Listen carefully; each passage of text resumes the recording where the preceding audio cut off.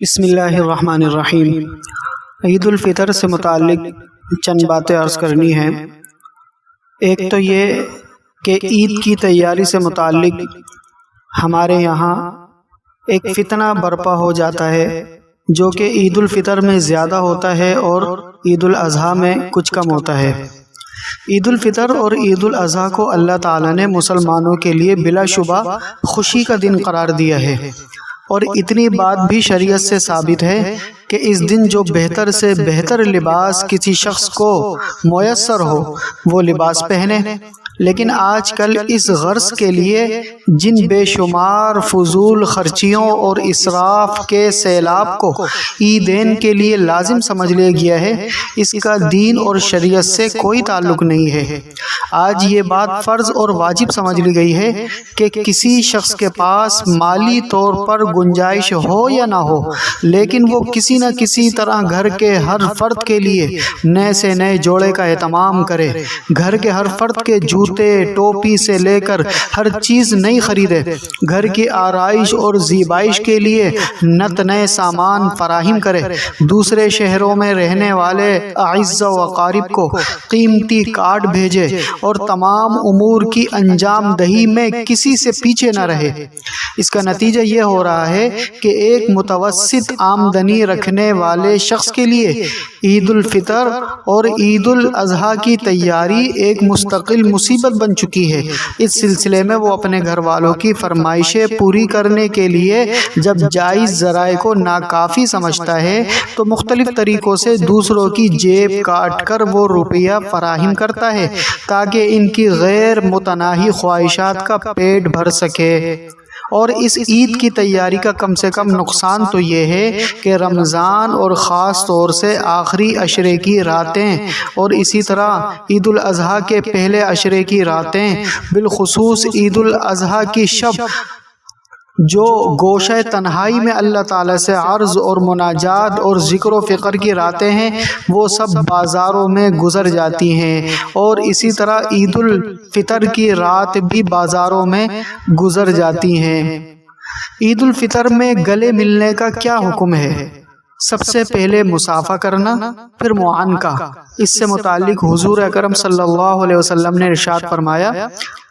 کہ یقیناً جب ایک بندہ مومن دوسرے بندہ مومن سے ملاقات کرتا ہے، پھر اس کو سلام کرتا ہے، پھر اس کا ہاتھ پکڑ کر اس سے مصافحہ کرتا ہے، تو دونوں کے گناہ اس طرح جھڑ جاتے ہیں جس طرح درخت کے پتے موسم خزاں میں خشک ہو کر گر جاتے ہیں۔ اسی طرح حضرت برہ بن عازب رضی اللہ تعالی عنہ سے روایت ہے، وہ فرماتے ہیں کہ حضور اقدس صلی اللہ علیہ وسلم نے فرمایا کہ جب دو مسلمان آپس میں ملاقات کرتے ہیں اور پھر آپس میں مصافحہ کرتے ہیں تو ایک دوسرے سے جدا ہونے سے پہلے ان کی مغفرت ہو جاتی ہے۔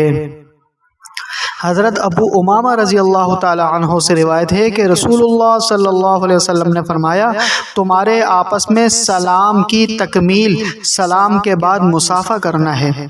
اسی طرح حضرت ابن مسعود رضی اللہ عنہ سے روایت ہے کہ آپ علیہ الصلوۃ والسلام نے فرمایا کہ سلام کی تکمیل ہاتھ پکڑنا ہے، یعنی مصافحہ کرنا۔ اسی طرح حضرت عائشہ رضی اللہ تعالی عنہا سے روایت ہے، وہ فرماتی ہیں کہ زید بن حارثہ رضی اللہ تعالی عنہ کسی سفر سے مدینہ منورہ آئے تو رسول اکرم صلی اللہ علیہ وسلم میرے گھر میں تشریف فرما تھے۔ وہ آپ سے ملاقات کے لیے تشریف لائے اور دروازہ کھٹکھٹایا، چنانچہ رسول اکرم صلی اللہ علیہ وسلم ان کے آنے کی خوشی میں کھلے بدن کے ساتھ، جبکہ سطر تو چھپا ہوا تھا، ایک چادر اپنے بدن پر ڈالتے ہوئے ان کی طرف متوجہ ہوئے۔ حضرت عائشہ رضی اللہ عنہا فرماتی ہیں، بخدا میں نے حضور اقدس صلی اللہ علیہ وسلم کو اس حالت میں کسی کا استقبال کرتے ہوئے نہ کبھی اس سے پہلے دیکھا اور نہ کبھی اس کے بعد۔ پھر آپ نے زید بن حارثہ سے معانقہ بھی کیا اور بوسہ بھی لیا۔ اسی طرح حضرت جعفر بن ابی طالب رضی اللہ عنہ سے ان کے حبشہ سے واپسی کے قصے میں منقول ہے، وہ فرماتے ہیں کہ ہم حبشہ سے نکلے یہاں تک کہ مدینہ منورہ پہنچ گئے، پھر حضور اقدس صلی اللہ علیہ وسلم مجھ سے ملے اور مجھ سے معانقہ فرمایا۔ اسی طرح حضرت انس رضی اللہ تعالی عنہ سے روایت ہے، وہ فرماتے ہیں کہ رحمت للعالمین صلی اللہ علیہ وسلم کے صحابہ بھی جب آپس میں ملاقات کرتے تھے تو مصافحہ کرتے، اور جب کسی سفر سے واپس لوٹتے تو معانقہ بھی کرتے تھے۔ ان احادیث سے، ان جیسی دیگر احادیث سے یہ ثابت ہوتا ہے کہ مصافحہ کرنا اور معانقہ کرنا حضور اقدس صلی اللہ علیہ وسلم اور صحابہ کرام کا طریقہ رہا ہے۔ جبکہ آپس میں ملاقات ہوتی تو پہلے سلام کرتے اور سلام کے بعد مصافحہ کرتے، اور جب سفر سے آتے تو معانقہ بھی کرتے۔ مصافحہ اور معانقہ کا کوئی خاص وقت یا دن مقرر نہیں تھا، بس اسی طرح بالکل اسی تفصیل سے مصافحہ کرنا، معانقہ کرنا مسنون اور مستحب ہے اور کار ثواب ہے۔ اس پر عمل کرنا چاہیے، اسے نہ کوئی روک سکتا ہے نہ کسی کی مجال ہے۔ اسی طرح عید کے دن گلے ملنا، چنانچہ اگر کوئی مصافحہ کرے اور معانقہ کو عید کے دن خاص عید کی سنت سمجھ کر یا عید کی وجہ سے لازم اور ضروری نہ سمجھے، چونکہ یہ ضروری نہیں ہے، یا پھر عید کے دن اتفاقاً بوقت ملاقات سلام کر کے مصافحہ کر لے تو اس میں کوئی مذائقہ نہیں ہے۔ یا جو عزیز و اقارب، رشتہ دار یا دوست وغیرہ عید کے دن سفر سے آئیں، دور سے آئیں، کسی اور شہر سے آئیں، تو اس بنا پر ان سے گلے ملنا بلکہ یہ جائز اور سنت ہے۔ یعنی باہر سے اگر کوئی شخص سفر کر کے آتا ہے تو اس کے پہلے سلام کرنا، مصافحہ کرنا، اس کے ساتھ گلے بھی ملنا، یہ سنت ہے۔ لیکن عید کے دن مصافحہ کرنا اور معانقے کو عید کی سنت سمجھنا یا واجب جاننا اور خاص عید کی وجہ سے اس کا اہتمام کرنا جیسا کہ عام طور پر رواج ہے، تو ایسا مصافحہ اور معانقہ بلا شبہ ناجائز ہے، اس کو ترک کرنا ضروری ہے، کیونکہ یہ خاص عید کی وجہ سے ضروری نہیں ہوتا، کیونکہ کسی دلیل شرعی سے اس کا ثبوت نہیں ہے، اور ہمارے اکابر نے اسی پہلو سے اس کو بدعت قرار دیا ہے۔ اب آگے عید کی مبارکباد دینا۔ عید کی مبارکباد کے بارے میں تحقیق یہ ہے کہ یہ کسی صحیح اور مستند حدیث سے ثابت نہیں ہے، اور شروع ہی سے اس میں اختلاف پایا جاتا ہے، چنانچہ اس میں علماء کے 5 اقوال ہیں۔ بعض کہتے ہیں کہ یہ جائز ہے، بعض کہتے ہیں یہ مباح ہے، اور بعض کہتے ہیں یہ مندوب ہے، اور بعض کہتے ہیں یہ مکروہ ہے، اور بعض بدعت کہتے ہیں۔ لہذا اگر عید کی مبارکباد تمام منکرات سے خالی ہو، مثلا نہ اس کو سنت سمجھا جائے اور نہ واجب کی طرح ضروری، اور نہ فرض اور واجب کا سا اس کے ساتھ معاملہ کیا جائے، تو اس کا اہتمام نہ کرے، اس کو برا بھلا بھی نہ کہے، نہ ٹیڑھی ترچی نگاہوں سے دیکھا جائے، اور جب ملاقات ہو تو پہلے باقاعدہ مسنون سلام کیا جائے، اس کے بعد یہ کہا جائے تقبل اللہ منکا ومنکم صالح الاعمال، یا اس کے ہم معنی کوئی دوسرا لفظ جیسے عید مبارک کہہ سکتے ہیں تو جائز ہے، اور دعا ہونے کی بنا پر باعث ثواب بھی ہے۔ لیکن اگر اس میں حد سے تجاوز کیا جائے، مثلا سنت سمجھا جائے یا فرض واجب سمجھا جائے، تو یہ صحیح نہیں ہے۔ اسی طرح عید کی سوئیاں، حضرت انس رضی اللہ تعالی عنہ سے روایت ہے کہ آپ علیہ الصلوۃ والسلام عید کے دن عیدگاہ جانے سے پہلے تاک مرتبہ یعنی 3، 5، 7، 9 چھوارے کھا کر تشریف لے جاتے تھے۔ علماء اور فقہاء نے اس حدیث کو اس جیسی دیگر حدیث کو سامنے رکھ کر فرمایا ہے کہ عید الفطر کے دن عیدگاہ جانے سے پہلے تاک مرتبہ کھجور یا چھوارے کھا کر جانا افضل ہے۔ اگر کھجوریں موجود نہ ہو تو کوئی دوسری میٹھی چیز کھا لے، میٹھی چیز بھی نہ ہو تو جو چیز بھی ہو کھا لے، اور اگر بغیر کھائے پیے کوئی شخص نماز عید کے لیے چلا جائے تب بھی کچھ گناہ نہیں ہے۔ اس تفصیل سے یہ بات ثابت ہوتی ہے کہ شریعت میں کوئی خاص چیز متعین نہیں، وقت پر جو چیز بھی مل جائے کھا لیں، کھجور ہو، چھوارے ہو، یا کوئی بھی میٹھی چیز ہو کھا لینا یہ بہتر ہے۔ یہ نہ ہو تو کوئی چیز بھی نہ ہو تو نمکین ہی کھا لے، اگر نمکین بھی نہ کھائے پھر بھی کوئی حرج نہیں ہے۔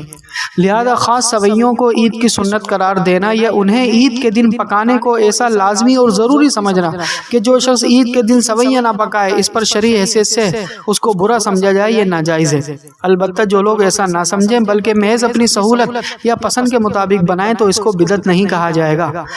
بعض قرائن اور شواہد کی بنا پر عید کی سوئیوں کے متعلق تاثر یہ ہے کہ عام لوگ اس کو عید کی سنت یا ایسا لازمی سمجھتے ہیں کہ اس کے ترک کو قابل طعن قرار دیتے ہیں۔ اس طرح یہ بھی عید کی ایک رسم بن چکی ہے، اس لیے اس کو چھوڑنا چاہیے۔ نماز کے بعد دعا کرنا۔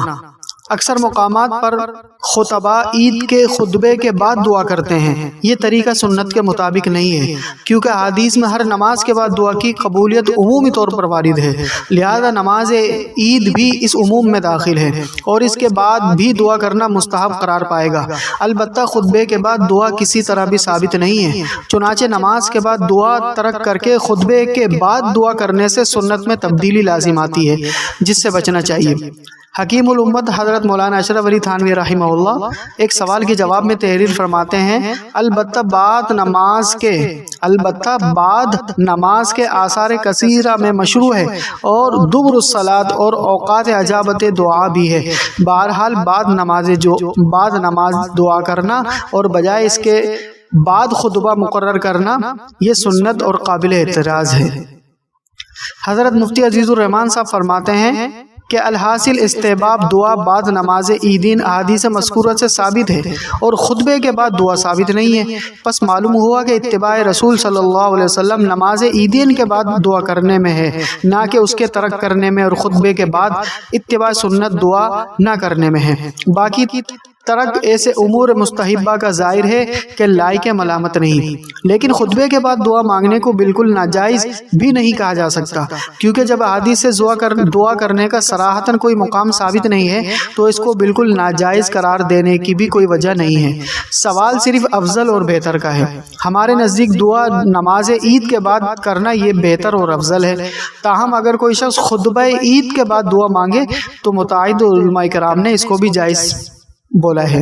اور اس کے ناجائز ہونے کی کوئی صریح دلیل بھی موجود نہیں ہے، اس لیے اس کو ناجائز قرار نہیں دیا جا سکتا۔ اللہ رب العزت جو کچھ کہا گیا سنا گیا، اس میں جو کمی بیشی رہ گئی ہو اپنے فضل و کرم سے معاف فرمائے، اور عید الفطر کو اللہ رب العزت کے احکامات کو پورا کرتے ہوئے گزارنے کی توفیق عطا فرمائے۔ آپ علیہ الصلوۃ والسلام کی تمام سنتوں کو اپنی زندگی میں لانے کی توفیق عطا فرمائے۔ تمام مسلمانوں کو میری طرف سے اور ہماری تمام ٹیم کی طرف سے، ہمارے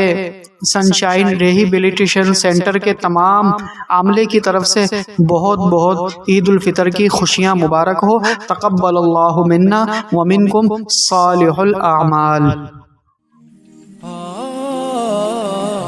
درس قرآن، درس حدیث، اصلاحی بیانات، فقہی مسائل اور وظائف کے لیے مفتی ابو بکر انصاری کے چینل کو سبسکرائب